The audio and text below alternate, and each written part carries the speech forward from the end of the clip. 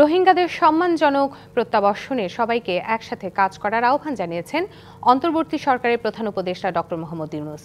চীনের বোয়াও সম্মেলনের উদ্বোধন আয়োজনে অংশ নিয়ে বিশ্ব রাজনীতির সংকটের পাশাপাশি নতুন বাংলাদেশ করার বিষয়েও কথা বলেন শান্তিতে নোবেলজয়ী ডক্টর ইউনূস।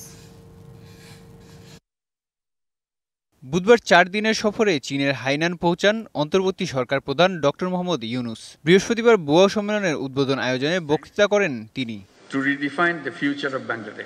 বিশ্ব রাজনৈতিক সংকটের পাশাপাশি বাংলাদেশে আশ্রয় নেয়া রোহিঙ্গাদের প্রত্যাবর্ষণ নিয়ে কথা বলেন তিনি। প্রায় 7 বছর ধরে বাংলাদেশ 1.2 মিলিয়ন রোহিঙ্গাকে আশ্রয় দিয়ে আসছে। আমরা আশা করি রোহিঙ্গাদের সুরক্ষিতভাবে প্রত্যাবাসনে এশিয়ান লিডাররা অবশ্যই এগিয়ে আসবেন।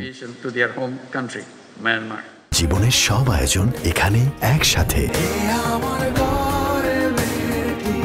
কথা বলেন বদলে যাওয়া বাংলাদেশ নিয়ে। আমরা বিভিন্ন সংস্কার কাজ করছি। যখন এটা সম্পূর্ণ হবে খুব দ্রুতই একটি কাঠামোগত বাংলাদেশ আমরা পাবো। তবে বদলে যাওয়া বাংলাদেশকে একই সাথে অর্থনৈতিক, রাজনৈতিক পরিস্থিতি সহ অনেকগুলো চ্যালেঞ্জও মোকাবেলা করতে হচ্ছে। আগামীকাল চীনের প্রেসিডেন্ট শি জিনপিং এর সঙ্গে বৈঠক করার কথা রয়েছে তার। এছাড়া বোয়াও ফোরাম ফর এশিয়ার চেয়ারম্যান বান কি মুনের সঙ্গে সাক্ষাতের কথা রয়েছে তার। মেহেদী হাসান, ডিবিসি নিউজ।